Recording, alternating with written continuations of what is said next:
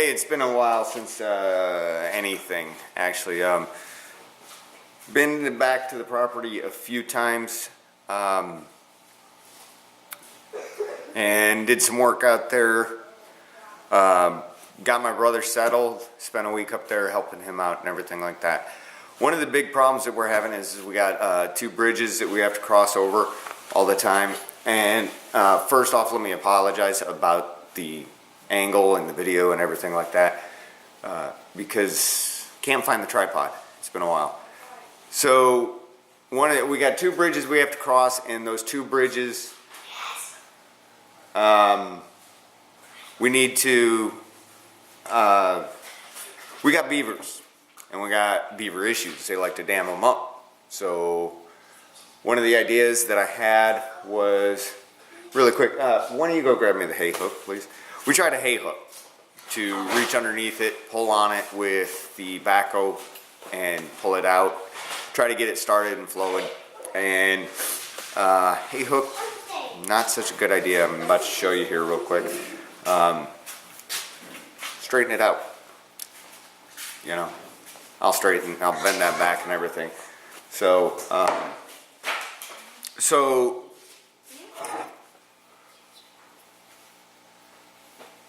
gooseneck wrecking bar, Harbor Freight special, what was it, $6? $6 a piece. These are the ones. What I did is I literally, it shows you how good of a quality it is. It literally took me probably 30 seconds to cut that off with the chop saw. So I've already done this to two of them, and give me a sec here. The nice thing is these are six-sided, so I have three of these.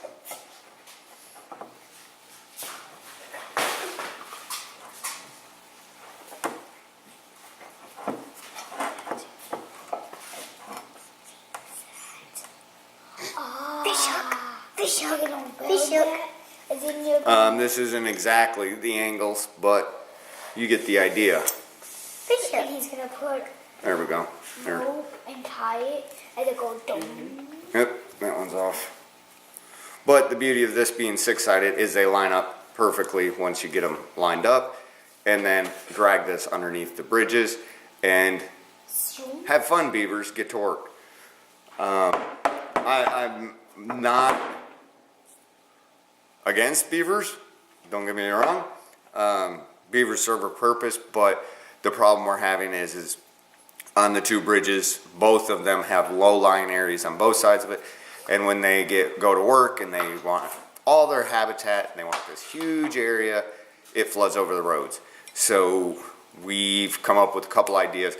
This idea is just a temporary, immediate fix to, we need to knock them down, let them get back to work and everything like that. No, it's a bad time of year to be messing with beavers, but the population of beavers up there are so huge. Yes, I do eventually plan on trapping them, but that's a ways down the road because I got to get up there. I've done some research on it in regards to it, and it's not such a bad thing to do. So a few bucks here and there for the pelts. I mean, you're not going to get rich unless you have it. But not only are we having an issue with it, there's one other owner of some property just to our south that he's not happy with them. He's fought with them for decades now, and we use the backhoe we got it going underneath there, and we do have a long-term plan, but this is our short-term. So I'm not gonna make you sit here and watch me grind this paint off and these stickers so that I can weld these together. And I'm definitely not going to make you watch my horrible welding, so there's that. Get back to you and show you the later down the road the finished product, I guess, maybe, or somewhere along the line. So there it is. I ground them off. It's opposite sides to get them to line up for three. So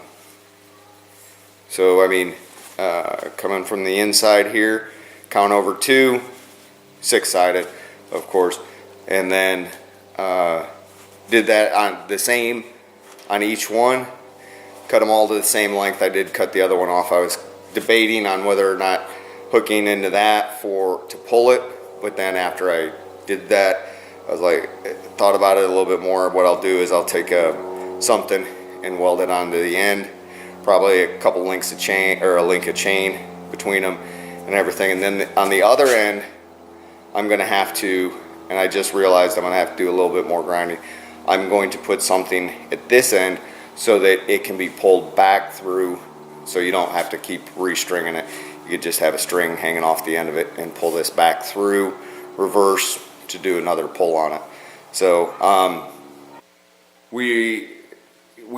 went up there in October, right around Columbus Day, with my sister and my brother. He showed up later. He had just finished a long trek along the Appalachian Trail. He completed that. He did the whole thing. Great job on him. We got the wood stove installed and helped him get a one of those, store-bought, storage sheds built. Now, yes, there is tremendous snow that does happen in that region, and we're trying to find out and gain data. It is a very remote location.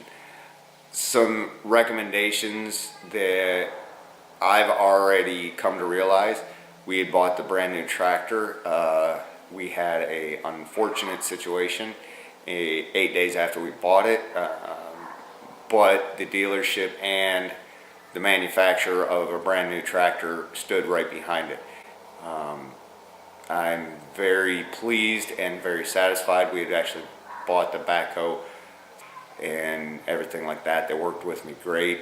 I really appreciated everything they did. They went the extra mile. They delivered it. Normally when you're buying something brand new like that, both of the pieces of equipment, but 8 days after, the engine blew. It was an unfortunate thing that a freeze plug had come out and the radiator fluid had all drained out on it, and 8 hours into the engine blew. But they came out, they picked it up, they took it, and no cost to us or anything like that. They came in to replace the engine, brought it right back out to the property, no problem. So do your research in regards to certain things. Yes, sometimes buying equipment secondhand, you can save a lot of money, but you don't have that added benefit of the warranty. And we bought a lot of the different attachments that we're going to need. And actually, it was not that expensive. Yes, I could have gone out and bought a more expensive one.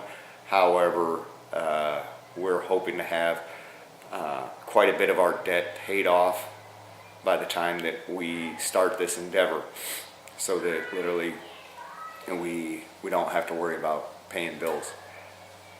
Currently, right now, I have possibly 2 trips left up there. I may try to make a Mad Dash run Memorial Day weekend of next year. I've got that trip, and then I've got one other trip that is going to be the final trip, and that'll be the whole family will go up, and that's kind of in the developmental stages right now of what are we planning on doing. Some of the things that we know we need to do is we need to work on it. You all right? Mm-hmm. We need to work on the road going in, and that's pretty much going to be the last short trip up there. And then 2019 starts the whole big, huge endeavor. Our first big projects is going to be, in the meantime, part of the reason my brother's there is to gather data and to provide some amount of assistance in regards to preparing things, such as right now, those of you who are doing research in regards to solar, if you're thinking of doing this stuff, really know your area, know what the weather climate is and everything like that. Have a great backup plan, and have a backup plan to that. Pure Life for Living's done a lot in regards to the lessons they've learned, and that's a good channel. They've got a decent amount of information on it, and they're taking you through their whole journey also, and they're doing a great job of it. And I actually watch it in regards to the going back to the tool bit. They just recently did one in regards to the M18 series of Milwaukee's tools. I was not aware of it, but when I started looking into it, you know, being off the grid and everything like that, you kind of want to avoid running the generator as much as possible. But you know, when you're doing major construction work, sometimes you got to do it. But one of the key things that they had mentioned was, right now Milwaukee's got the only battery powered lights out there, and they're pretty bright, and in the future I'm looking at possibly switching over to that because of its versatility and its the benefits. Some other things, currently I'm working on trying to finish up some designs for the, if you would, what we're calling the penthouse. It's just going to be a temporary 16 by 24 structure, 2-story, you know, just quick throw it up so that we have a roof over our heads, and then we'll start into the final structure probably maybe the following year and go from there. So just keep in mind that it is a slow process, and take your time and plan. It's part of the reason why I started this so early. This channel is that way a lot of you can see and hear about some of the things that maybe you're not taking into account. You know, the tool aspect of it, it adds up. I mean, those M18 batteries aren't cheap. And quality is definitely something you want to deal with, especially when you're not. The treble hook I'm making, if it breaks, I really don't care. It's an experiment. But when it comes down to being out there and you've got to rely on these tools to be able to get the jobs done, definitely take the time and look into different tools. And I'm not, you got some expenses that you can slowly offset and start buying the stuff in advance slowly and doing the research and doing your designs and all this. It was one of the big things with the solar was it's for the last 2 weeks, my brother hasn't had any or very little, if you would, solar input, and it's been very, very rough in making the time to design your solar and really being honest with yourself. Alt Ease is a good channel, ALTE. They've got a very good series on designing a solar system. Simply do your research well in advance. It's not an easy thing to do, and that's why you're going to hear about a lot of people. There's a lot of channels out there and stories of failed homesteads, especially off the grid, because of the fact that they just didn't realize how much it was going to take. So shouldn't see too much video footage between now and there, but at least you'll see some and everything like that. So I tried to weld I don't know if you can make it out there, weld a piece of rebar and bend it over, but it snapped right off. So I had one of these laying around and used that. Let it cool before I open that up. That opens up so that I can hook the chain on it that I already had bought for my previous attempt. So one last little thought. Something that you could be doing for yourself in the meantime is, of course, you know, gain the knowledge and then turn around and start practicing that knowledge. I haven't welded in a while. I'm not a certified welder in any means necessary. I got pretty decent at it. I built this shop that I'm in right now. It's, you know, put away for it, save for it, everything like that. Get yourself in shape.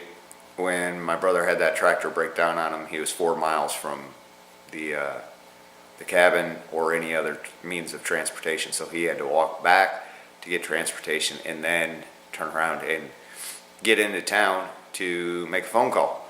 Knowledge is power.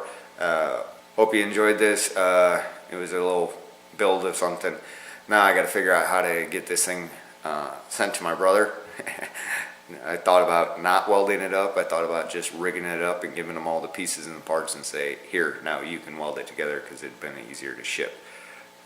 But I went ahead and did it because I have the facilities available, and so I will more than likely ship it to my sister, who's at some point going to meet up with my brother to drop off some stuff to him. There's another logistical thing to figure out, is how you're going to get your stuff when you need it. So y'all have a good day. I hope you enjoyed it again. Thanks.